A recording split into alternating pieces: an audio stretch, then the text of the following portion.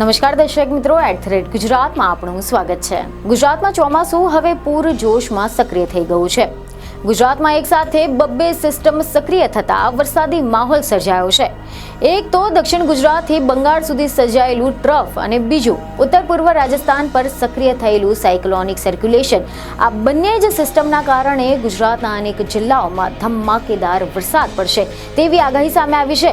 ખબરો એવી મળી રહી છે કે હવામાન વિભાગે માછીમારોને આગામી 5 દિવસ સુધી દરિયો ન ખેડવાની સૂચના આપી છે, કારણ કે આ સમય દરમિયાન પવનની ગતિ 40 થી લઈને 50 કિલોમીટર પ્રતિ કલાક સુધી રહી શકે છે।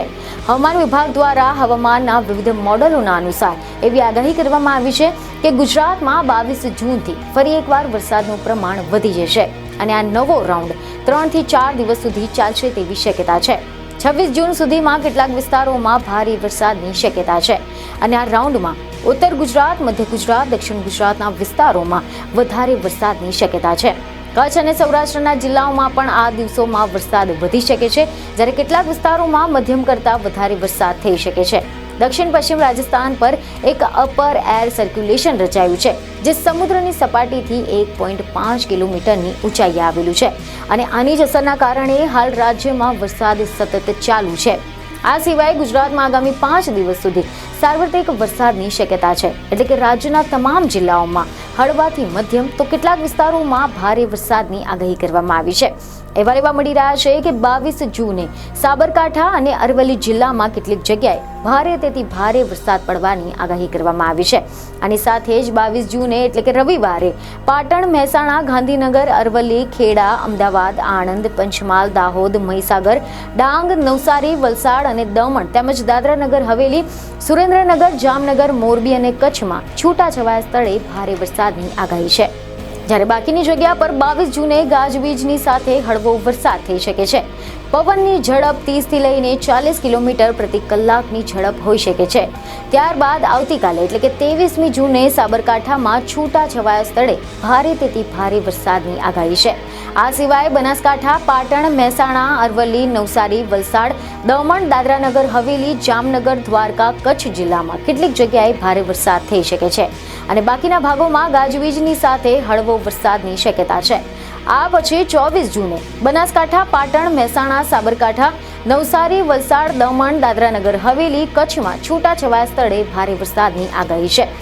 ત્યારબાદ 25 જૂનના રોજ અમદાવાદ, ગાંધીનગર, મહેસાણા, પાટણ, બનાસકાંઠા, સાબરકાંઠા, અરવલ્લી, મહીસાગર, પંચમહાલ, દાહોદ, છોટાઉદેપુર, ખેડા, આણંદ, વડોદરા, નર્મદા, ભરૂચ, સુરત, તાપી, નવસારી, વલસાડ, દમણ, દાદરાનગર હવેલીમાં મોટાભાગના સ્થળોએ ગાજવીજની સાથે હળવાથી મધ્યમ વરસાદ તેમજ કચ્છ, જામનગર, દેવભૂમિ દ્વારકા, પોરબંદર, જૂનાગઢ, ગીર સોમનાથ, દ્વારકા, અમરેલી, ભાવનગર, બોટાદ, રાજકોટ, મોરબી અને સુરેન્દ્રનગરમાં ઘણા સ્થળોએ ગાજવીજની સાથે હળવાથી મધ્યમ વરસાદની સંભાવના છે।